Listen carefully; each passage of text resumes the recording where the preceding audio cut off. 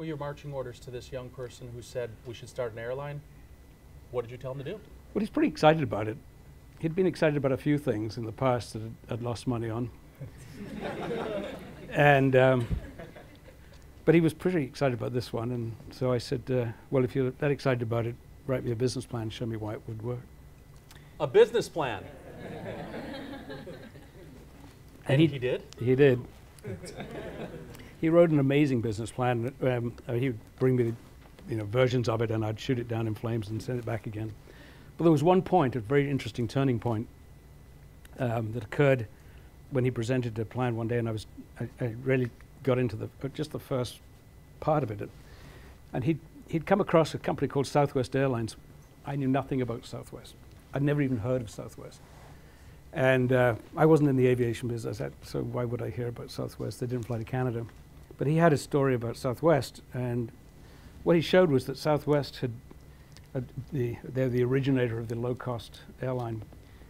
And what had happened to Southwest, wherever Southwest went and lowered fares by an average of 40%, the market on average had grown by 140%. In some cities, the market had grown by 800%. The market was that elastic. And you know what I mean by elastic, I hope.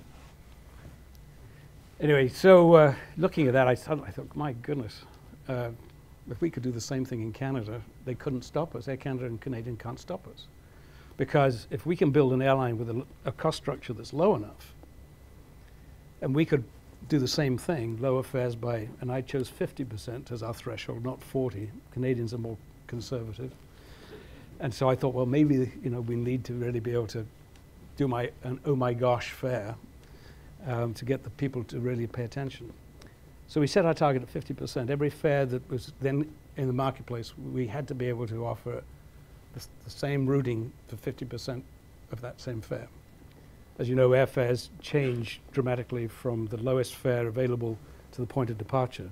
So each one of those fare classes, we had to be able to model at 50% below Air Canada and Canadian, which necessitated having a cost structure that was more than 50% below them, because Air Canada and Canadian were not making any money.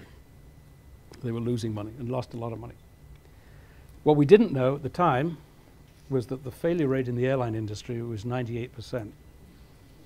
98% of all the airlines that have started failed. We didn't know that. If I'd known that, probably wouldn't have done it. But yeah, you look at the U.S. airline industry, and it's probably the worst industry there is. Yeah. In the history of aviation, the history of the airline business, the industry as a whole is in the red. It's never made money. It's never made money. There's only one company that traditionally, historically, has made a lot of money, and until recently was Southwest. Yeah, the famous quote is Warren Buffett, is that if he'd been there when Orville Wright flew, he would have shot him down in the interest of capitalism. Yes. Make sure that no money was ever invested in the airline industry.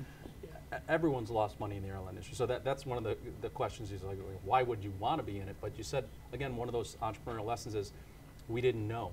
And if you don't know, sometimes you just keep pressing forwards. One of the advantages of being young and naive at times.